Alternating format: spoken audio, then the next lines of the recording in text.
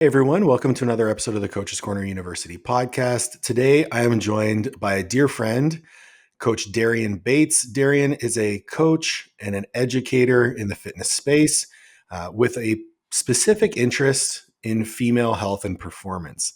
And that's the big subject that we're going to try and tackle today. So, Darian, welcome to the podcast. Thank you. Yeah, I it's think I've known you for how many years now? Like probably 8. well, pre-pandemic, so at least 4. I think we did our first podcast together when I was still living in Calgary. So like 2019. Yeah, 5 years. 5 years, yeah. Yeah. So a lot has happened since then. And hmm we've had the opportunity to collaborate on a few different things. Um, Now you are, part of the reason we're recording this podcast is because you put together an awesome course for Coach's Corner University. I want to talk about the subject matter associated with it, but let's start off first. Like, what have you been up to lately? I recently moved into a new rental. So I was living, this is like where I grew up. And then I moved to the north, which is so the other side of Melbourne. Okay. And I just never really felt like at home. And it was really annoying being so far away from family. If I ever needed something, I don't know, my hot water checked. It's like, I don't know my neighbor. It's really comforting to kind of be back closer. I do feel much more at home, a lot more at peace. And on the kind of sour side, about 6 weeks ago, I got really, really ill. So trying to figure out what that is. I got some results back today, but still no answers. So I got to get a CT scan done. Okay. That sucks, but It does. you're still here. You're still kicking. You're still training. Mm. Um, what what has been the progression professionally? Because I know you've done a few different things. You were working on your own. You went to go work with another team. You've decided to step away, work on your own, and kind of build that.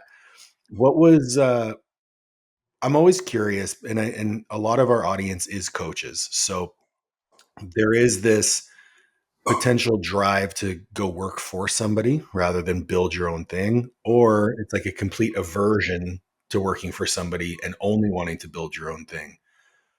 Why did you decide to join up with a team? What was like the thought process there? I think when I originally signed up with the team, I thought that it would be, and it was, a really good opportunity to kind of grow and get myself out there a little bit more. Mhm. I think the reason switching back to running my own business was because I like the autonomy and I like having the freedom to explore different things and trial different things without kind of being, I don't know, restricted in a sense. And not that I felt restricted within that, but I just felt like my capacity to kind of create new opportunities and create new resources and things like that was very much like having to go through 3 different people to get approval. Mm, And I'm the kind of person, like, when I feel creative, I just want to do it, yeah.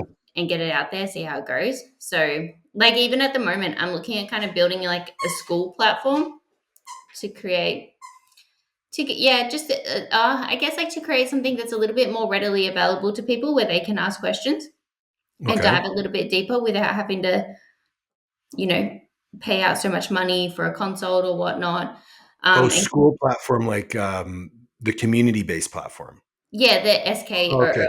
Yeah, Yeah. yeah, Yes, I'm looking at doing that at the moment. And I just feel like when you're in that kind of team environment, it's something where it's like, if you want to do it, then the whole team has to do it kind of thing. And then you get a little bit, yeah, kind of like restricted in that sense. And then I'm not a big sharer. And it's, I guess there's always other people have to come first kind of thing in a team community, which I totally get. But like when it comes to business, you yeah. kind of just want to put yourself first. Yeah, I mean, well, we've had this conversation before about the way we operate our team, and I think the way we do it's a little bit different because we do give our coaches a ton of autonomy. But I totally see, and in building a team, I think it's important that you branch out and look at what other teams are doing, especially the more successful teams. And you're right, the more successful, bigger teams, it's almost like there is one philosophy and then a bunch of people who like parrot that philosophy, which you and I both agree is not necessarily the right way to go about things because everyone's different. Everyone needs a different approach. And I want to be able to serve a multitude of clients through our company. So, one of the things that we do within Master Athletic Performance is we're very much like a diplomatic leadership structure where all of our coaches have a say in what we do. And ultimately, they run their own businesses under our umbrella. The only thing I really ask them to adopt is that they all use our coaching app and they all use our branding in their promotion so that people know they're part of our team. And even then, I think some people who have built coaching businesses have trouble giving that up, and rightfully so. You worked very hard to build your brand and the awareness of your brand. So giving that up is a big ask, right? Mm. um, I could definitely see how giving up that autonomy and working as part of a team is a challenge as well, especially when, some people don't pull their weight and you feel like you're doing a little bit more, but there's no additional incentive to continue to do more. You know what I mean? Yeah, and I think like when you start off on your own, you become very business orientated, and I kind Hmm. of found myself overstepping, not so much intentionally, but wanting the business to grow a little bit quicker, that I was like throwing out ideas and stuff. And I don't know whether or not they saw it as overstepping or whether or not they just weren't interested in what I had to say. Whereas, when you work on your own, you've got that freedom to kind of like trial these things and see whether or not it works. Um, For sure. and then I think also too, like, not saying that I'm smarter than like all the other coaches on the team or anything, but it's like, unless you have I feel like if you are part of a team, it's important to have someone there that you can look up to for further guidance and education. And Hmm. then I think it got to the point where it was like I'm not learning anything from this experience, and with anything I'm feeling like I'm being restricted. Whereas like, and maybe that was just like the choice in the team, whereas there could be like other teams where there is someone who's like well established and is an educator themselves and has run a successful business that I can grow and learn from. So yeah, I Right. think like that goes back to your conversation about like it depends on how the team's set up and the dynamics of the team. Totally. Yeah. Totally. And I think initially early on, being part of a team could be a phenomenal way to grow and learn, and especially like kind of like a trial by fire in the industry. Whereas like if you're running your own business, it's going to be tough to get off your feet, get to that like, 15, 20, 25 client mark is going to be a challenge on your own. Whereas if you're working as part of a team and getting those leads, could be a little bit quicker. You could learn a lot more, learn a lot faster, and then you can go off on your own Mm. eventually. Like no one's tying you to that thing. So I think that's one of the things I wanted to talk about today because I think it's a valuable insight because you've been able to integrate yourself into a team, step away from that team, take what you've learned, discard what you didn't serve you, and now you've been growing your business consistently over time into what you truly want it to be. Um, yeah, so I I think think that's great. too, I think I got a little bit caught up in the surrealness of the level of hierarchy that team held within the social media and bodybuilding space, where it's like they didn't really align with my values because with their marketing team, I was getting pushed to kind of like show more of that aesthetic side of me and to show more of like my check-ins and the level of physique that I can achieve kind of thing. And it's like that's not what I want to be promoting. Like I don't want to be promoting people to work with me to look like me. Whereas Hmm. like if you look at their pages, that's very much what it's kind of like. I don't think intentionally, but I think that's what draws people to them with the content that Yeah, they put out.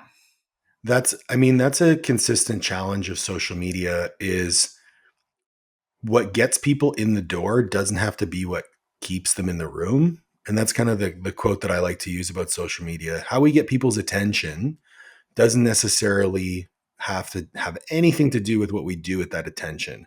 So, like, a perfect example, I put out a promotional post for Coach's Corner University, and the ad was me swinging my dog around with I his saw tongue that. hanging out. Okay, listen, that I didn't even promote that post, and that post got me 50 leads. So what got someone in the room wasn't necessarily what kept them there, or yeah, what got someone through the door isn't what kept them in the room.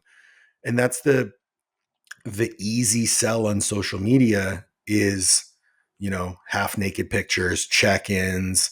And I even had this conversation with the people helping me with my YouTube channel. It's like, yeah, Paul, you need to take your shirt off more. I'm like, man, I really don't want to.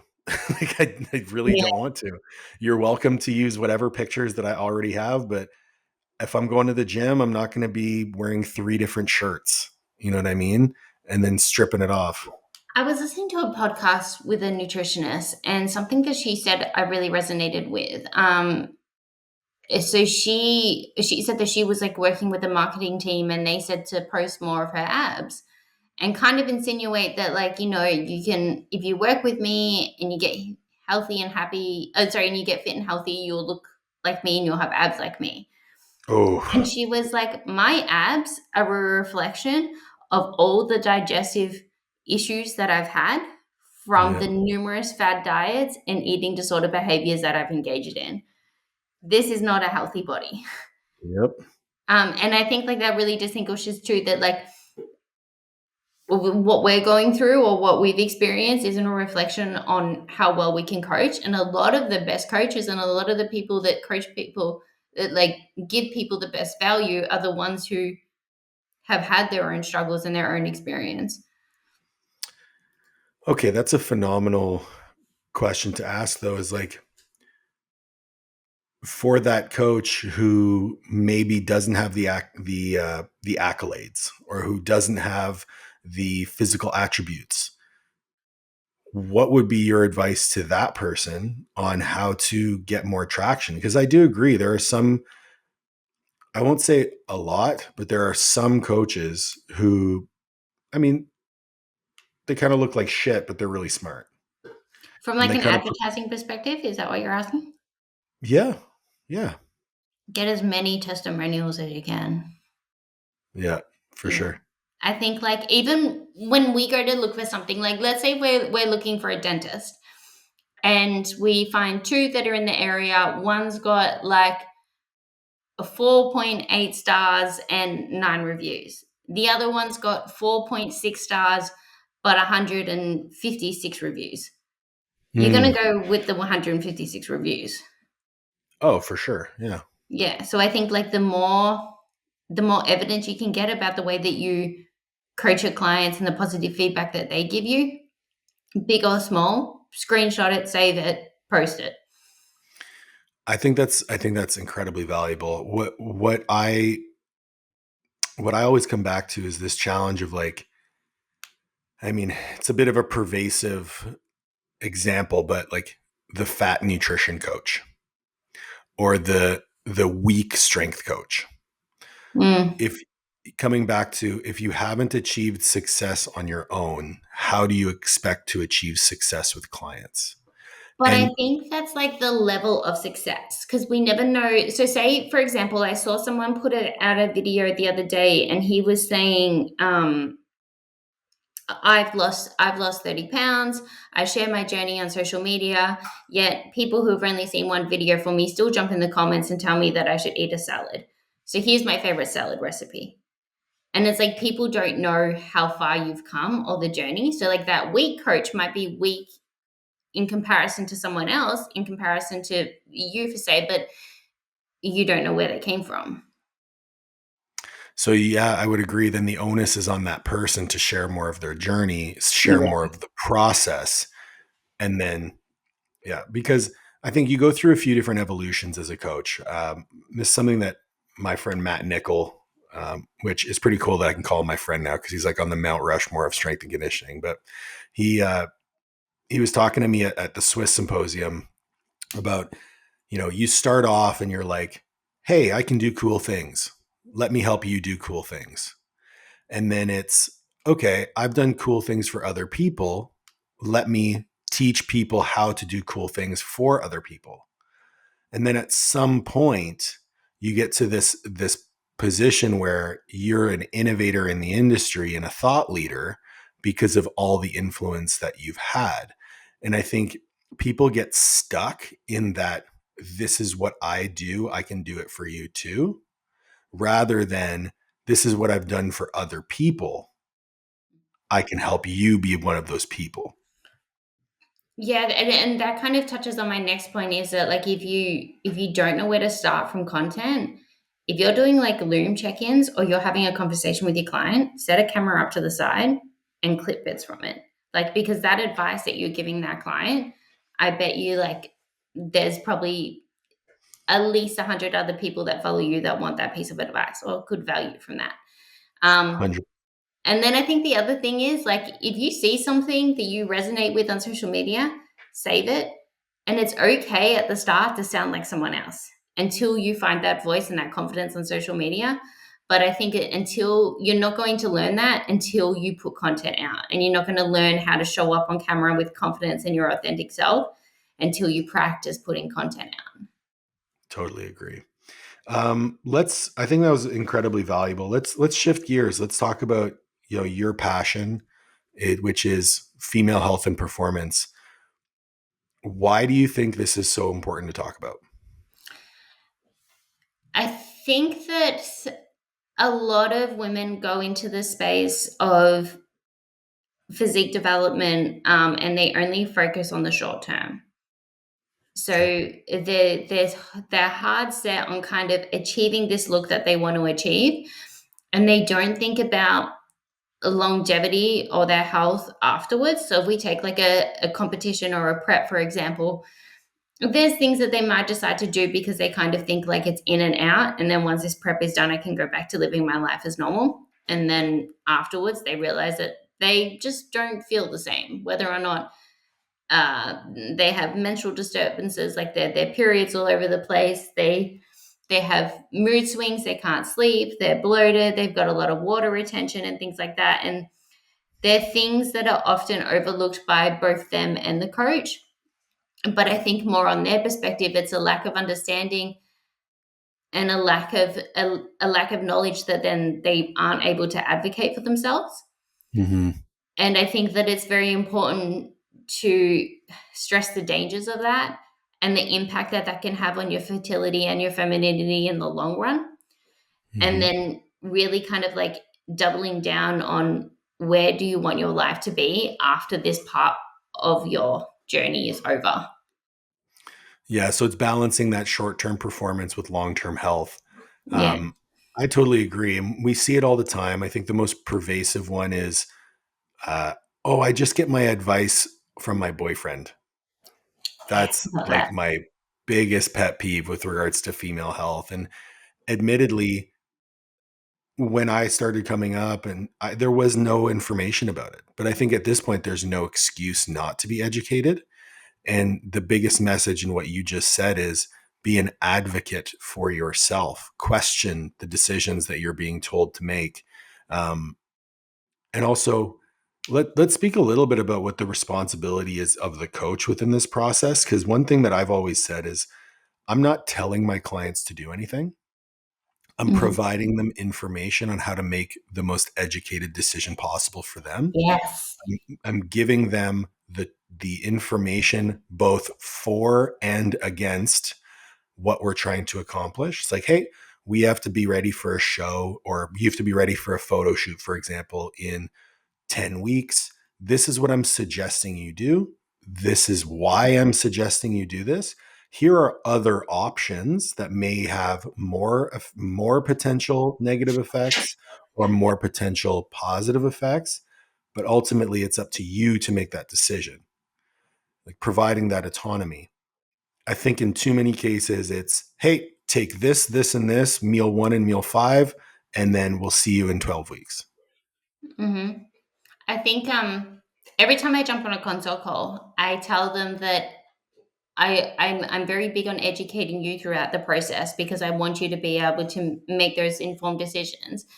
The last thing that I want is for a client to walk away and go to another coach and say, Daz told me to do this, Daz told me to do that, blah, blah, blah, blah, blah. I Hmm. want them to say that I chose to do this, I knew the risk involved, and that's why I did it. I did it for A, B, and C or whatnot, but I was totally informed throughout the way. I don't want anyone to, because how many times have you heard it? Like, this coach made me do this, and this coach made me do that. And I'm like, well, Oh, did you so ask much. any questions? I mean, in the male space, it's more like he told me to take this much, or like it's more of a quantity thing. Yeah, Whereas, like half a meal. And it's like, that's not even a dosage. no, more so like, hey, take 3 meals every day, Yeah. and then so uh, the devil is in the dosage, but the devil is also in the knowledge associated with what's going on. And one thing that is becoming more and more available now is the opportunity to learn about female physiology on the base level. You know, what is a menstrual cycle? How does it happen? What are the hormones involved? How are the different ways that environmental factors can cause disturbances? What are some ways that we can optimize your health for the longest period of time during this process? And then what are the things that will cause the least amount of disturbance to that process that might have positive implications? The easiest way to categorize this, and you do a fantastic job in the course, is the non-androgenic compounds versus the androgenic compounds. So the non-hormonal interventions versus the hormonal interventions. I think why that's important is I worry that sometimes people say, I'm going to prep, so my hormones are going to be fucked up. It's like A plus B equals fucked up hormones. But if you do things right, that period of hormonal downgrade can be as short as possible. Mhm. And so maybe speak on that a little bit. So the longer that we're kind of like exposed to, or what we kind of call the female triad, or REDS, relative energy deficiency syndrome, and that can include things like amenorrhea, which is like absence of a period. The longer that you're exposed to that, the longer it kind of takes to restore it. And of course, it's different for every individual. But the longer that we're exposed to such a high allostatic load and such low energy availability and high output, the longer it's going to take to reverse that. So obviously, like we've got the first avenue because obviously we know that these issues are caused by being in an energy deficiency. So then it's okay. Well, first point of call is to increase their energy availability, reduce their stress levels. But then there's a certain point where, let's say, if you're in a prep, maybe that's when we need to start looking at introducing hormone replacement therapy to support your hormones on a base level. Mhm. And then afterwards, like it's kind of depends on your goal. Like if you're looking at competing again and again and again, especially if you're a seasonal competitor, realistically, you're looking at spending at least half the year in a deficit year after year. And that's when the conversation goes, okay, well, like if we want to give you the best opportunity to not only show your best physique, but feel your best and perform in your best, that's when we need to have the conversation around hormone replacement therapy. I did want to touch on something that, and it might be too late now, but something that you said around understanding the basics of menstrual cycle. It's never too late, Darian. Do you know how many women don't know how to track their menstrual cycle? Yeah, most. Yeah. Yeah, and that's concerning. Like it's something that you go through every month, and unfortunately, it's just something that's not really spoken about from a young age, and I really think it should be. But I Well, think the lack of understanding around that, and then I think that also imposes a lack of understanding of the importance of having a healthy ovulatory menstrual cycle each year. Sorry, well, each I month. mean, this might be me mansplaining a little bit, but in general, my experience with the clients that I've worked with is they turn 16 or 17, Okay. doctor throws pills at them and says, take this so you don't get pregnant. Mhm. There's no education on what these pills are, whether they're class, 1, class 2, class 3, whatever, class of birth control. There's no indication on what the potential side effects are long term with regards to bone loss or any of the neural degeneration issues associated with the decreased estrogen levels, not to mention suppressed testosterone levels. It's just, hey, take this. It's safe. You're not going to get pregnant. See you later. Yeah, and I think that that touches back on the start, like when we're talking about you don't know about someone's journey. Like I might not have the best physique, but I've been through eating disorder recovery. I've been on the pill and I've come off the pill.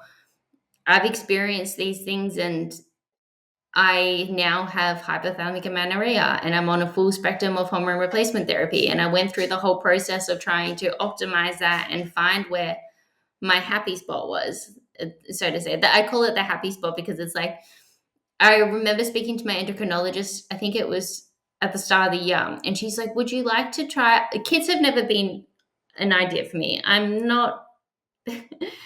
No, Mm. give me another dog. Don't give me a kid. Um, Okay. but she was like, "Would you like to try and wean off the hormone replacement therapy to see whether or not you're ovulating?" And I just said, "Not right now." Like I've just felt what it feels like to be in this happy spot. We're not Mm-hmm. touching a thing. Like everything's just saying the exact same as what it is. That might be something that I explore in the future, but right now it's like you don't know how good feels until everything is functioning properly. Oh, for sure. And I think it's an opportunity, like even in that conversation that you had with your provider, was she put the decision to you and allowed you to make an autonomous choice. Whereas I think as younger women, you're not necessarily given that choice. And I Mm. can speak from experience, having discussed this with Olivia. She wasn't really given a choice. She was like, "Hey, here's birth control. See you later." And it wasn't until I think right before, actually, it was right after her first show when we met that she decided she wanted to go off of birth control. Mm. And it was a conscious choice because she was educating herself on what the potential side effects were, especially from a physique development standpoint. And she wanted to take this to the next level of, well, this thing could potentially be holding me back. Uh, at the time, I'm in a loving, supportive relationship, so I know that I will have the support of my partner through this process. She made the best choice for her in that situation, but she had to advocate for herself. And I think unless you have the knowledge, you cannot be a effective advocate for yourself. Yeah, Yeah. 100% agree. I think So like go ahead. I think the conversation might be changing slightly given that there is more readily available information, given like the easy access to social media. I don't think it's anywhere near where it needs to be, but I do feel like that's changing. Whereas when I was going through that period, we weren't exposed to social media. Like I think we had MySpace, and that was like, I didn't Tom even have from that. MySpace. Um, so Tom from MySpace wasn't saying anything about birth control, but No, it my wasn't on his like mom, yeah, my top mom list. just thought, oh, she's got a boyfriend. She's starting to test the waters. I'm not going to wind up with a 16-year-old that's going to be pregnant. I'm going to chuck her on the pill. Yeah. Um, let's chat a little bit about kind of options for females as we transition into this, because the basis of our conversation today and the course is high performance females, right? Hmm. Females who want to perform at a high level. We'll call it in all areas, whether it's you want to compete in a physique sport, whether you want to compete in a strength sport, or whether you just want to look and feel and perform your best. I think the pervasive message from social media is, well, you have to take steroids to do that. And one of the things that you and I spoke about when you put together this course is that's like the last thing you talk about, right? It's Mhm. there's so many other ways to positively impact performance at a high level without disturbances to the HPTA axis. Yeah. I think that conversation to me is potentially the most impactful one because it can bring people out of this idea that, oh, I have to modulate my hormones if I want to have a certain look. Mm. I think, like, touching on the course, like, I think that the way that we've set it up is really good, and only because you kinda, like, brought it up, but the way that we set it out is really good as far as, like, having that baseline understanding of the female hormones and the role that they play, just to kind of emphasize why it's so important to not fuck them up, for lack of a better term. Mm-hmm.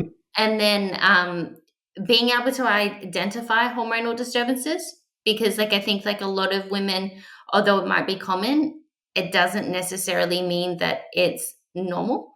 But I think that because we have been brought up in a society where women don't talk about their menstrual cycles and their bleeds and how heavy they are or the pain that they're getting and things like that.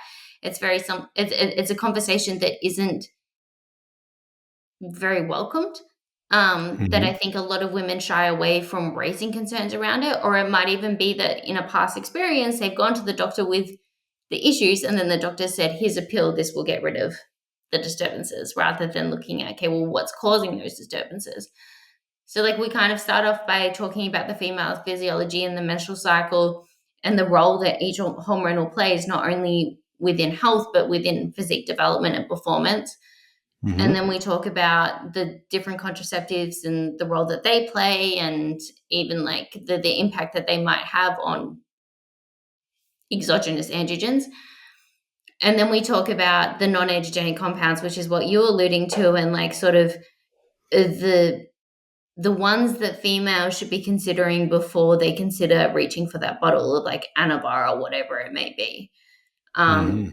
and these are ones that are like, we can utilize so many different pathways to get pretty good results, because when we look at the level of physique development that most of these women are looking for, which is like bikini kind of level, like, let's be honest, Mm-hmm. it probably takes up Yep. about 80% of the female bodybuilders.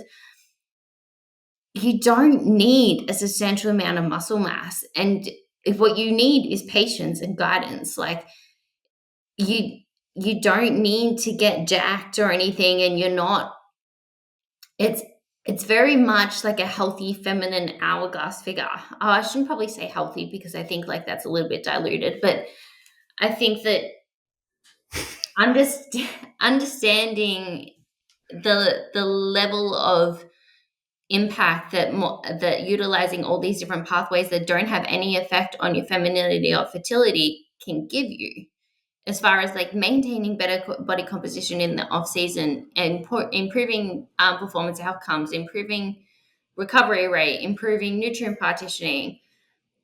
And because we can utilize these year round, although that we'll be using different compounds depending on what phase you're in, we can utilize them year round, which we're going to get better results from, rather than doing these short blasts of androgens, because you can only do short blasts. And when we look at hypertrophy, how much muscle are you going to gain in a 4 to 6 week period? Not a lot.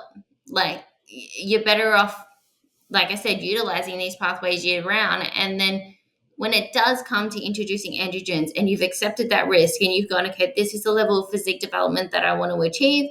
I've been using these non-androgenic compounds for a year. I understand the risk involved. Is it worth it to me, or is it not? And then you can make that informed choice. But then when it comes to introducing those androgens, we've got all these non-androgenics in play that we can get away with using a lot less for the level of physique that you want to achieve. I totally agree. A big point you made was accepting the risks. And I Mm. think that is where each individual needs to have a conversation with their coach about tolerance for risk. And this is where I harp on the fact that women are not small men. Okay. Yeah, If a man has side effects from steroids, he becomes more more manly. manly. He gets some back hair, he got a better beard, a deeper voice, but that doesn't bode well for femininity. Yeah. You don't necessarily want those things, but on top of that, there are the risks to your fertility in the long term. And having those conversations around the first person I ever heard talk about this was Austin Stout, and he was talking about how risk tolerance goes up with the level of muscularity that you're trying to pursue. Because to get to these high levels of muscularity in, figure, physique, bodybuilding, there has to be an escalation in the types of compounds that you're using. Because females are not meant to carry that level of muscularity. So when you're having that conversation with your client, letting them know, hey, right now we're using non-androgenic compounds. We are manipulating everything except our sex hormones. You're protecting your femininity. We might be looking at using some metformin, some telmisartan, maybe some clenbuterol on the higher end of that intervention, GH and insulin. But at that point, there's no risk to femininity. You just have to worry about your blood sugar regulation and potentially your kidney health. Cool. We're going to get blood work. We're going to keep that in check. Once you take that next step, which would be hormone replacement therapy, now that blood work becomes even more important. Now it becomes more important to establish what actually is hormone replacement therapy for you, what puts you in that normal range versus what puts you above that normal range. Um, and then if you want to take that next step into introducing, we'll call them, we'll just call them, performance enhancing drugs for lack of a better word, hormonal performance enhancing drugs. Now you're introducing things that your body doesn't make itself, and you have to understand the risks that come along with that. Do you feel like that conversation with clients is one that is had with enough intent? No, and I think when people step into the sport, and I think this is more a fault of the client, is they look at people's pages on social media. Who's going to get me to win? Who produces the best physiques?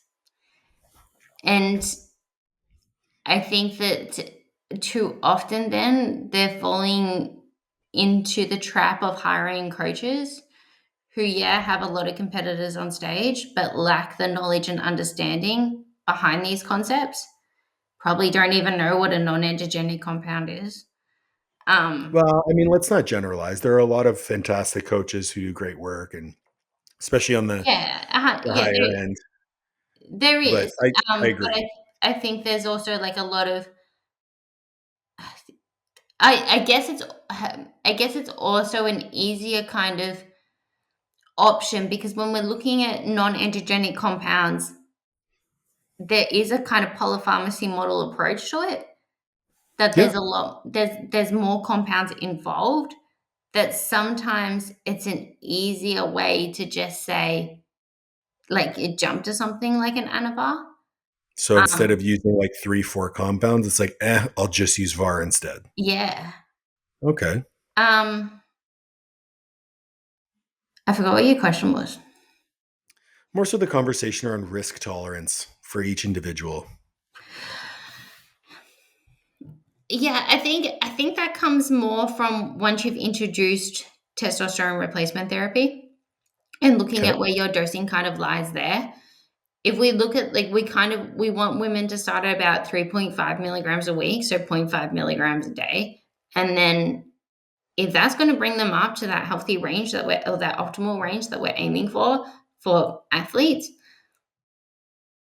likely you're pretty androgen sensitive. And maybe it's not the best option to, introduce more performance enhancing drugs from an androgen perspective.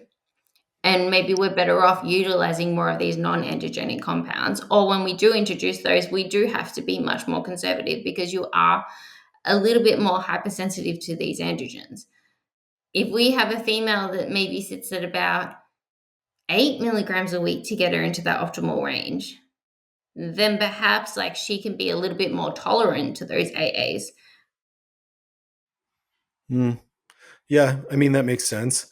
Um, how do you have that conversation with a client who's consciously made that decision to be like, yes, I want to go into hormonal enhancement?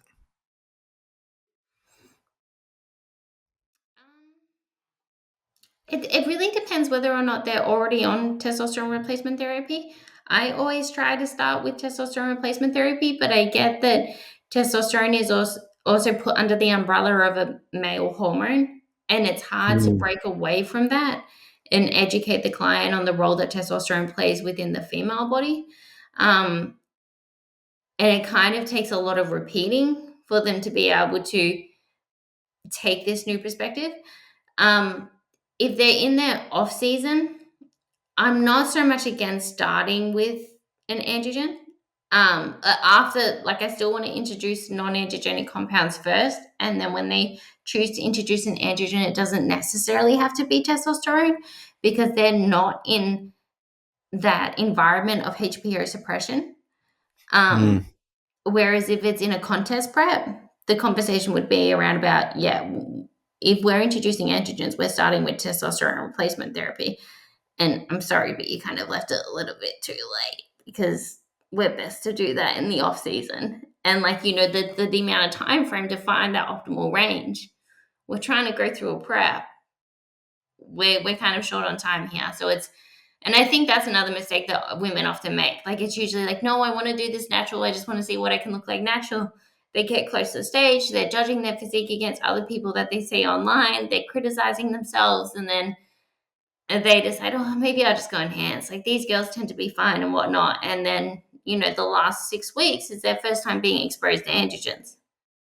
mm. Yeah, I think so. This is something that I've kind of said before in the conversation. I'm going to say again. What we're talking about is advising clients, not prescribing to clients. And that's something that we need to definitely draw a line, and that we advise in all cases that our clients get medical support. They're followed by a doctor because we are not doctors. We have a specific area of expertise, but at the end of the day, you want to make sure that a medical professional uh, is following you, is following your clients, and at the end of the day, what's going to allow us to mitigate the most amount of risk. That frequent blood work, I think, is actually like surprisingly getting frequent blood work is like pulling teeth for clients. They just don't want to do it. How do you have that conversation? I love getting blood work done. I think just because like I'm generally interested in it, like that I'm always like, send me the results. I want a copy of the results. Like, don't just send it to my doctor kind of thing. Because I want to be able to read into it. But Hmm. I plan it. So when I have a new client, I kind of plan out their timeline and I put in their events when they're getting blood work done. So from the very get-go, they kind of know what to expect about how frequently we're checking your blood work. And I always kind of go in it with the pre-emphasis, like, if we introduce hormonal and replacement therapy, we will have to do this more frequently for at least the first kind of 12 to 16 weeks. After that, we can back off and go back to getting it done like every 3 months. But if that is something that you want to choose, you have to understand that you have to do your due diligence and checking your health status. And that even comes down to like blood pressure and stuff as well. Like, if Oh, you that's a really, great point. Yep. yeah, if you're not willing to kind of like once a week or even like once every 2 weeks as part of your check-in, chuck a cuff on and wait 2 minutes for it to read your blood pressure, we've got a whole nother conversation that we need to have. I think that to me is something that is missing, is the autonomy that you place on the athlete, because ultimately what we've talked about is we're giving them the information to make the best decision for them in their situation. But there are responsibilities that come with any decision that you're going to make. The Mm, responsibility that I place on my clients is, hey, if we're going to go the enhanced route, you're going to have to take your blood pressure 3 times a week. You're going With men, it tends to spike a lot faster. So that's why I do 3 times a week, but at least once a week. You're going to have to check your blood glucose. I want to make sure that you're not having, some crazy high blood glucose numbers because your blood sugar is going through the roof. Um, Mhm, right? Not only that, if you're not willing to get blood work every 8 to 12 weeks, I'm not going to advise you. I just won't do Yeah. it. Because for me, on an ethical side of things, and this is, I mean, maybe a philosophical conversation here, but I am very much aware that some of the practices engaged in by my clients are not serving their long-term health. So Hmm. for me as a coach, having made my own mistakes in the past, I kind of know what's down the road for them if they take this path. So it's my job to make sure that they don't follow that same path and that they don't make those same mistakes and that they do keep that long-term vision of a healthy life at 80, 85, 90 years old with their family, because that's the trade-off that you make by taking the shortcuts today. Yeah. That responsibility is one that I am very passionate about, and it protects my own ethics. Because if I don't do my due diligence to let them know what risks they're accepting and what responsibilities they're accepting by making these choices, I'm not doing my job. Yeah. And it gets frustrating for us as well because we don't want to feel like we're necessarily nagging the clients, and nor should we be. But it's like, hey, I've asked you every check-in for the past 6 weeks to get your blood work done, and you've been putting it off. Like, do you really expect me to keep escalating your compounds or like Oh, that's prescribing? I will actually, like, I have actually been in situations where, hey man, my meet's in 12 weeks. And I'm like, hey man, you haven't got your blood work for the last 6. So I'm not going to give you any advice on anything until we get that and make sure you're healthy. Yeah, And I've I lost love the clients hey because of it. man. Yeah. Yeah. Well, Hey, actually, my check-ins bestie. usually my check-ins usually start with, "Hey, dude." That's Yeah. my go-to. "Hey, dude," whether it's a male or a female or anything else, it's, "Hey, dude." Um, but yeah, I've lost clients because of it, and I have Yeah. no problem. I have absolutely no problem either losing a client because they refuse to do what I'm asking them to do from a health perspective, or I have no problem saying no to a client who's unwilling to make that decision before we start. Yeah, and especially like I'm sure that you do the same as me. When you jump on a consult call, you're clear about the expectations from both yourself and the client, Absolutely. and that's an agreement that you both make. For example, you've probably had it too. Like clients that miss check-ins, they don't track everything that you've asked them to track. They forget to take their supplements and stuff, and then all of us, or they don't do their cardio, they don't hit their step count, and then all of a sudden they're asking about PEDs, and it's like Mhm. you're going for the steak before you had the appetizer. Like I don't understand what's going on here. I've been trying to get you to hit your step count. I've been trying to get you to take, your multivitamin every day for the past 6 months, and now you want to do PEDs. And I think that's a great point to make, because not only are these, we'll call them baseline health habits, important for baseline health, they're important for establishing the routine of checking in on yourself, which is going to be like paramount for this next step in your journey. So Oh, it's not necessarily that they want the steak before the appetizer, it's that they literally don't want to learn how to cook, yeah. right? They don't want to learn how to cook, they just want their food made for them, and that's not what we're about. And I think Sorry, you go. no, go ahead. I get asked a lot of the times whether or not from females whether or not I will just coach them from a PD perspective, and then they stick with their same coach for nutrition and training. And I always say no.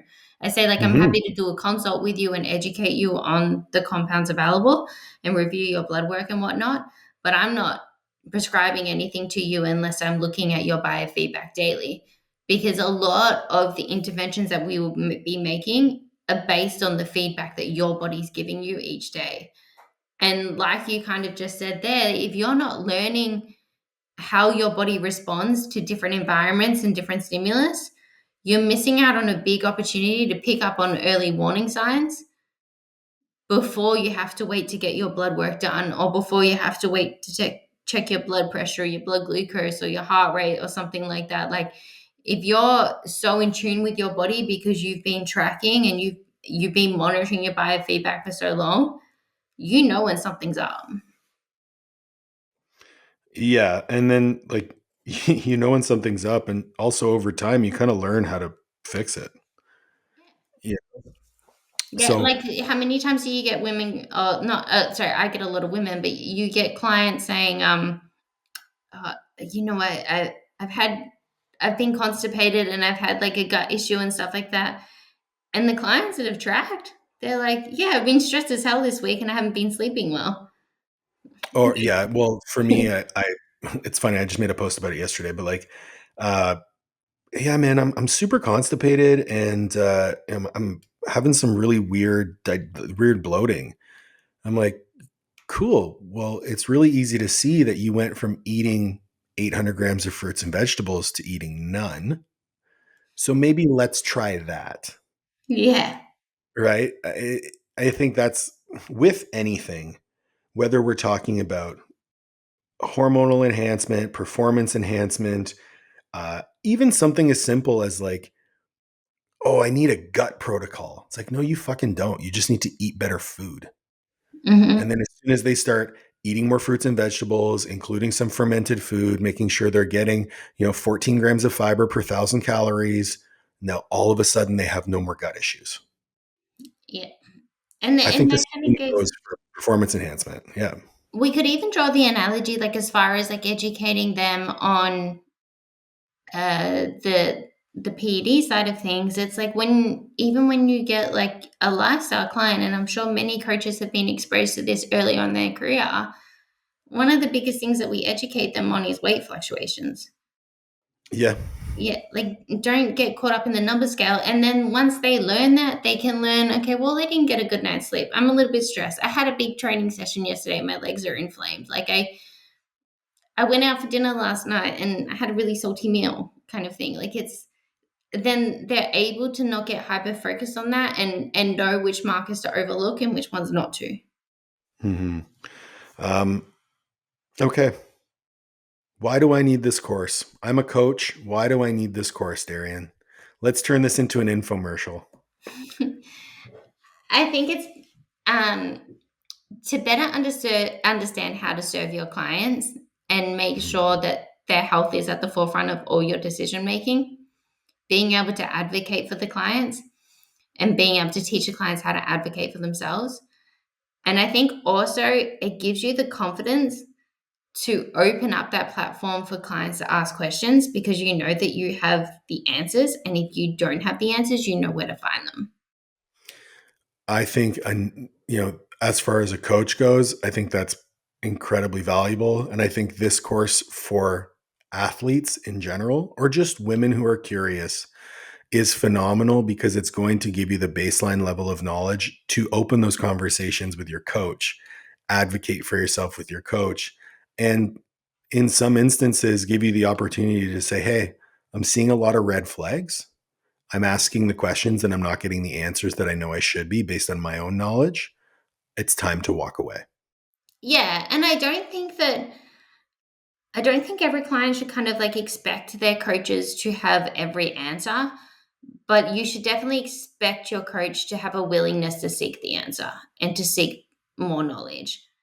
And I think, like, that's, it's almost like, because you're hiring that person to do a job.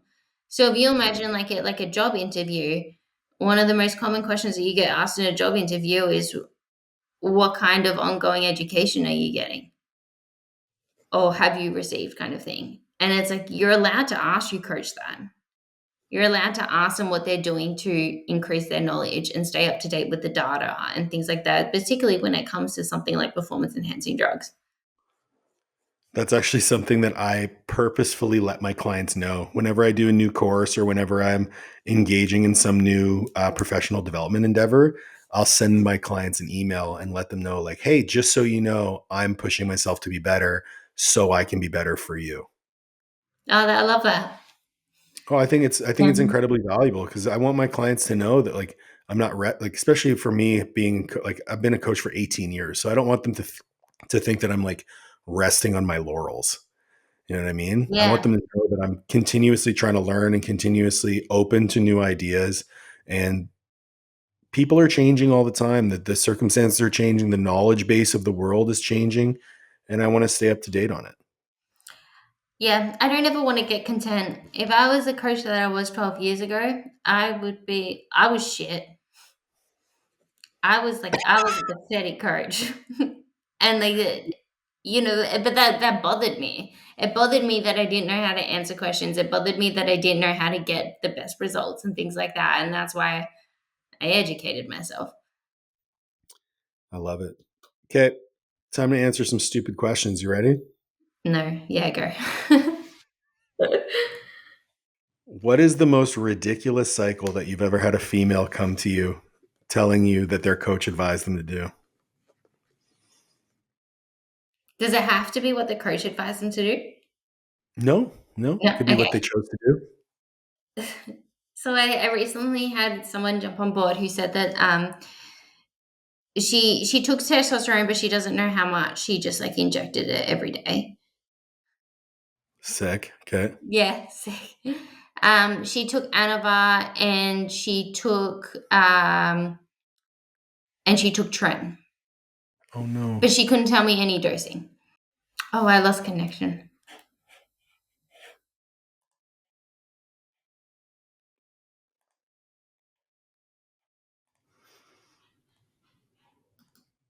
Hey, so we just ran into some connection problems, and I think we're just going to kind of tie it up here. I am very grateful for Darian for joining us. I'm going to have some links to where you can find her and the new Coach's Corner Female Physiology and Performance Enhancement course. It's going to be live, oof, by the time we launch this podcast. So, no, it will be. It will be. Darian, thank you so much for joining. Do you have any parting words of wisdom? Um, I think after going through the course, I've tried to make it like short and precise because I don't want it to be like those 2% of people that actually go through the course. I want as many people to work their way through it as possible and not drop off. Mhm. But after it, I guarantee that you're going to walk away with a lot of questions, and I welcome them wholeheartedly. So I will be active in the forum. So we'll poll and please Absolutely. ask questions, explore it further. Awesome. Thank you so much for joining. Everyone, thank you for listening. Please make sure to like, share, subscribe, ring the bell for notifications, and we'll catch you on the next one.